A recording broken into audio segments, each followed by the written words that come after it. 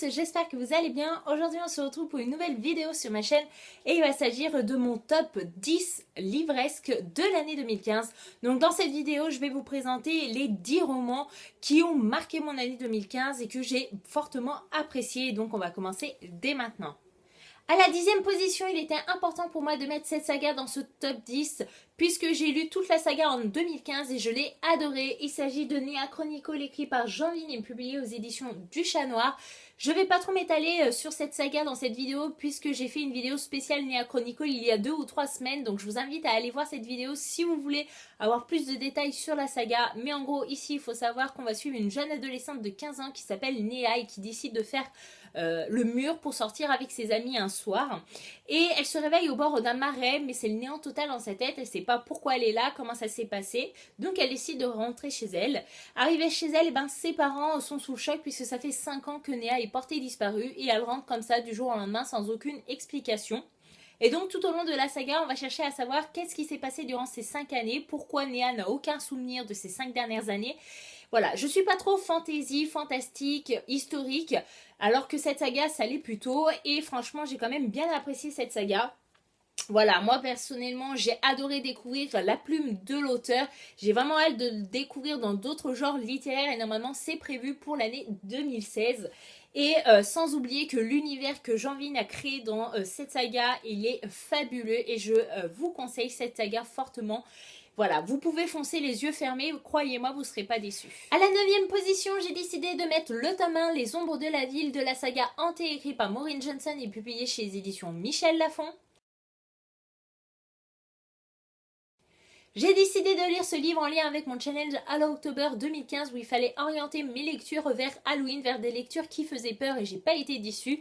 Ici on va également suivre une jeune adolescente qui s'appelle Aurora et qui décide de partir à Londres pour faire ses études.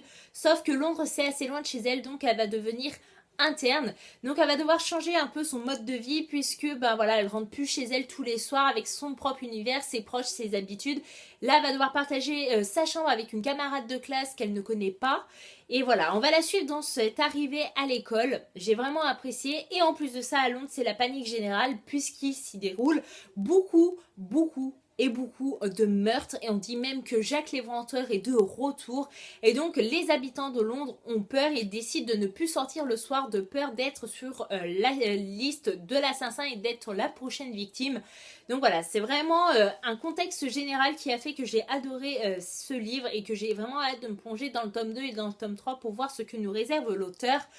J'en ai même rêvé, enfin je peux même pas dire rêver, je vais dire cauchemardé puisque un matin en me réveillant je me suis rappelé que j'avais rêvé, cauchemardé de la scène que j'avais pu lire juste avant de dormir la veille. Et j'ai quand même bien rigolé parce que je me suis dit que si j'en avais cauchemardé c'est que ce roman faisait son effet, m'avait fait un peu peur. Et du coup voilà pourquoi je le mets dans mon top 10 parce que j'ai vraiment passé un bon moment en lisant ce livre. À la 8e position, j'ai décidé de mettre Nos mensonges écrit par Louise Douglas et publié chez les éditions Milady. Ici, on va suivre une femme qui s'appelle Anna et qui travaille dans un musée historique. Un jour ordinaire ou pas, elle a l'impression d'apercevoir sa meilleure amie d'enfance qui s'appelle Hélène, sauf que c'est impossible puisque Hélène est décédée déjà depuis plus de 20 ans.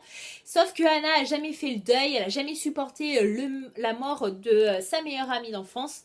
Et du coup, voilà, la voir sur son lieu de travail, ça la perturbe énormément, elle en fait même un malaise. Et du coup, dans ce roman, on va revivre l'amitié qu'a pu avoir Anna et Hélène à l'époque.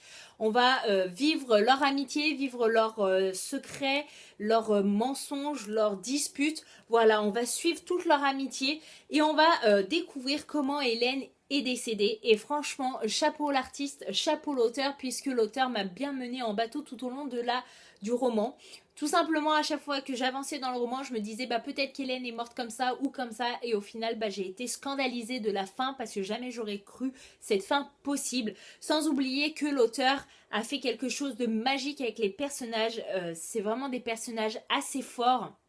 Moi, il y avait un personnage, le père d'Hélène, voilà, ça a été très dur pour moi, je me sentais très mal à l'aise en lisant ce livre dès qu'il y avait l'apparition du père d'Hélène.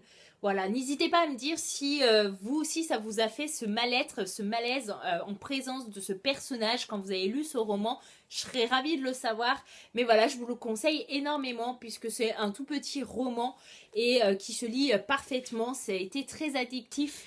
À la 7e place, j'ai décidé de mettre Le Monde de Charlie, écrit par Stephen Chbosky, publié chez les éditions Sarbacane dans la collection Exprime. Voilà, il était important pour moi de mettre ce roman dans ce top 10 parce que c'est un roman qui m'a fortement touchée et que je conseille à tout le monde, que ce soit aux jeunes et aux adultes. Je pense que pour les jeunes, ça peut être que bien de lire ce roman et pour les adultes, ça leur permet de revivre leur jeunesse.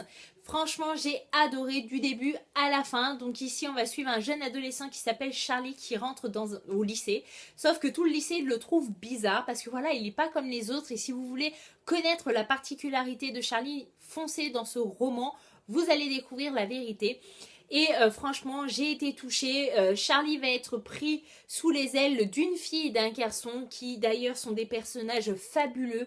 Voilà, l'auteur a aussi fait quelque chose de magique avec les personnages. Ce sont des personnages très attachants, très compatissants. Voilà, c'est des personnages qu'on aimerait connaître dans la vie de tous les jours et dans la vie réelle. Voilà.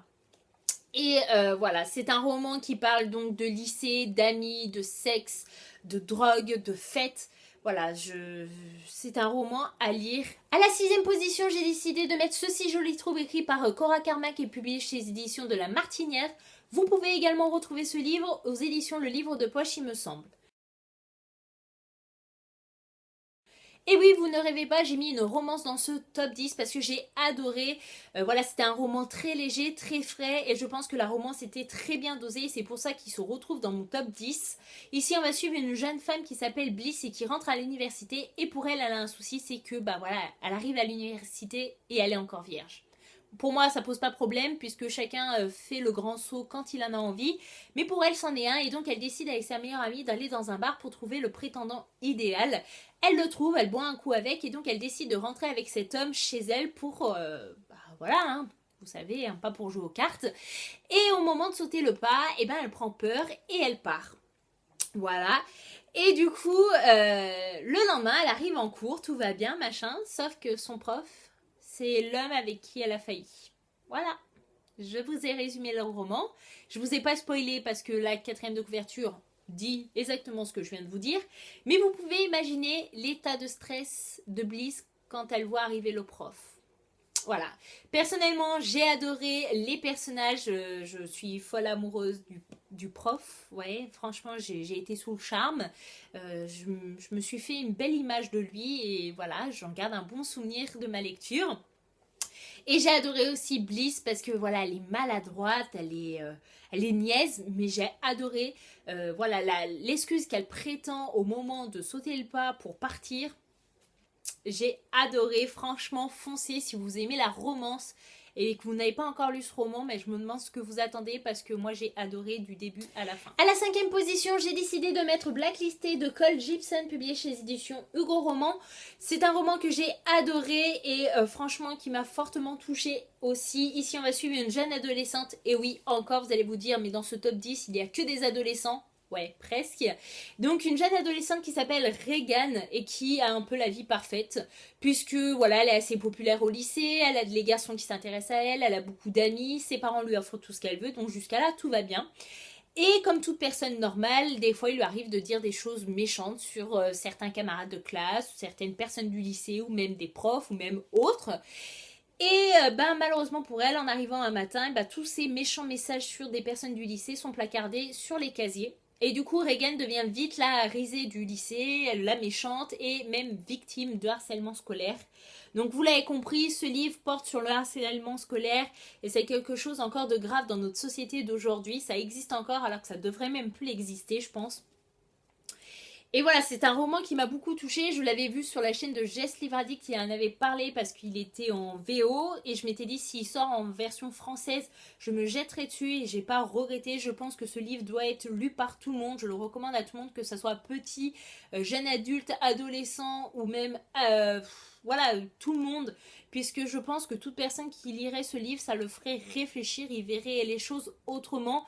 Et si après avoir lu ce roman, on est encore capable de faire du harcèlement scolaire, je sais pas ce qu'il faut, mais il y a un problème à quelque part, parce que franchement, ce roman fait beaucoup réfléchir sur la question. Et voilà, n'hésitez pas à le lire, je pense que ça peut être que bien. En 4e position, j'ai décidé de mettre Hate List de Jennifer Blown et publié chez les éditions Albin Michel. J'ai lu ce livre en mai 2015, je m'en souviens comme si c'était hier, c'est un roman qui m'a beaucoup marqué, qui m'a beaucoup touchée. Ici on va suivre une jeune adolescente qui s'appelle Valérie et qui est très très mal puisque son petit ami a ouvert le feu dans la cafétéria de leur lycée. Il a tué beaucoup d'élèves et il a fini par se suicider également. Voilà, c'est un tragique événement qui s'est produit au lycée. Et pourquoi Valérie allait très mal? Puisque toutes les personnes qui sont mortes étaient présentes sur la liste qu'elle et son petit ami avaient créée. C'est-à-dire qu'ils avaient créé une liste de la haine. Et toutes les personnes qu'ils n'aimaient pas pour des raisons personnelles, parce que certains avaient pu se moquer d'eux, etc., ils les avaient inscrits sur cette liste. Et toutes les personnes présentes sur cette liste sont décédées. Voilà. Donc Valérie est très très mal parce que certains pensent qu'elle était dans le coup, elle était au courant, alors que pas du tout. Voilà, c'est vraiment le flou total. Personne croit Valérie. Valérie, voilà, elle essaye de faire croire la vérité. Et c'est assez compliqué. En plus, elle est dans une situation assez ambiguë du coup. Voilà, avec ce qui a pu se passer en 2015 en France, je pense que ce roman a beaucoup fait écho et c'est pour ça, je pense, qu'il reste dans ma mémoire et qui m'a beaucoup touchée, qui m'a beaucoup marqué. Voilà, ça peut paraître assez jeunesse, mais je pense que voilà, c'est à lire et il se lit en plus très vite, donc je vous le conseille fortement. Et voilà, on arrive à mon top 3 et donc je vous conseille fortement de lire ces 3 romans durant l'année 2016 parce que moi je les ai adorés, j'espère qu'ils vous plairont également. Donc à la 3e position, j'ai décidé de mettre 13 raisons écrites par G. Asher et publié chez les éditions Albin Michel. C'est un roman qui m'a beaucoup touchée, je m'en souviens encore beaucoup. Ici, on va suivre donc une jeune adolescente qui s'appelle Anna et qui s'est suicidée. Sauf que juste avant de passer à l'acte, elle s'est enregistrée sur des cassettes audio, et pour être plus précis, sur 13 cassettes audio. Et du coup, on apprend qu'il y a 13 raisons pour lesquelles elle s'est suicidée et qu'il y aurait 13 personnes également impliquées dans son suicide.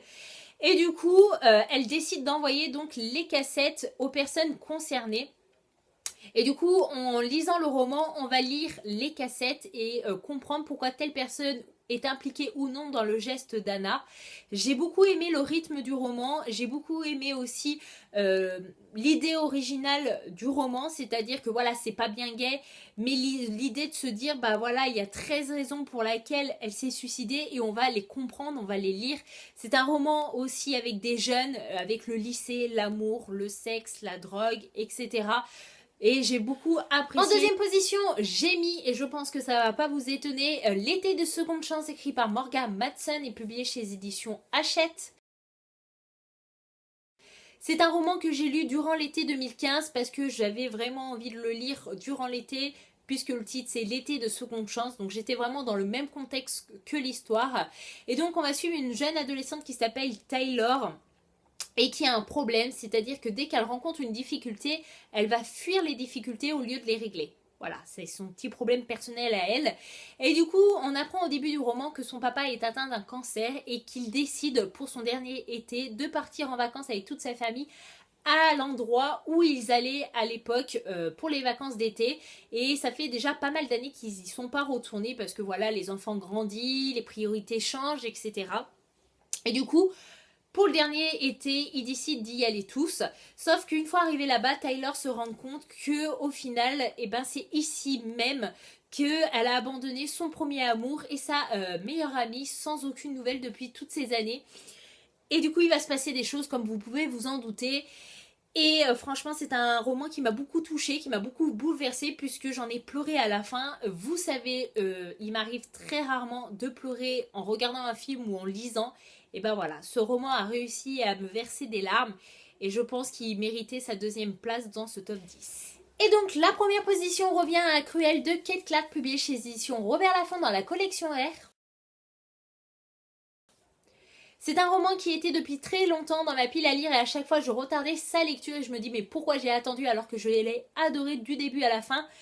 Voilà, ça me servira de leçon. Donc ici, on va suivre une classe qui part en voyage scolaire en Écosse. Et donc, on va suivre plus particulièrement 2 filles qui sont Alice et Cass et qui sont meilleures amies. Comme vous pouvez vous en douter, comme dans tout voyage scolaire, au moment de dormir, il faut partager sa chambre. Et donc, les 2 meilleures amies vont devoir partager leur chambre avec 3 filles. Donc, 2 filles qui ne leur posent pas de problème et la dernière qui leur pose problème puisqu'il s'agit de Tara, la peste du lycée, la fille qui est populaire, riche, belle, que les garçons aiment et qui s'amuse à humilier les élèves qu'elle n'aime pas. Et autant vous dire que durant le voyage scolaire, Alice et Kaz vont être humiliées encore une fois par Tara, ça ne change pas. Et du coup, les filles de la chambre vont vouloir faire un petit tour à Tara et se venger de son comportement. Sauf que les choses vont mal finir, il va se passer quelque chose de tragique. Et à partir de ce soir-là, les filles vont voir leur vie changer à tout jamais. Et franchement, c'est un roman qui m'a beaucoup choquée, qui m'a beaucoup mis mal à l'aise. Et je pense que j'aurais été à la place d'Alice, je ne sais pas du tout comment j'aurais réagi et qu'est-ce que j'aurais fait et quel choix j'aurais pris. Et voilà, c'est un roman qui m'a beaucoup plu, même si c'est assez malsain. Je me dis que certaines fois ça doit arriver, il doit bien avoir des histoires un petit peu similaires qui existent dans la vie réelle. Du moins, j'espère pas, mais ça doit exister, hein, de toute manière. Mais voilà, en tout cas, ça m'a vraiment convaincue à me plonger dans les différents romans que cet auteur a pu écrire. Et voilà, franchement, j'ai adoré, je vous le recommande fortement. Et voilà, cette vidéo est enfin terminée. J'espère qu'elle vous aura plu. En tout cas, j'espère que ça vous aura donné des envies et des idées pour vos lectures de l'année 2016. N'hésitez pas à me dire en commentaire vos avis sur les différents livres que j'ai pu vous présenter dans cette vidéo. En tout cas, je vous dis merci d'avoir regardé jusqu'ici. Je vous fais de gros bisous et je vous dis à bientôt dans une prochaine vidéo. Bye bye!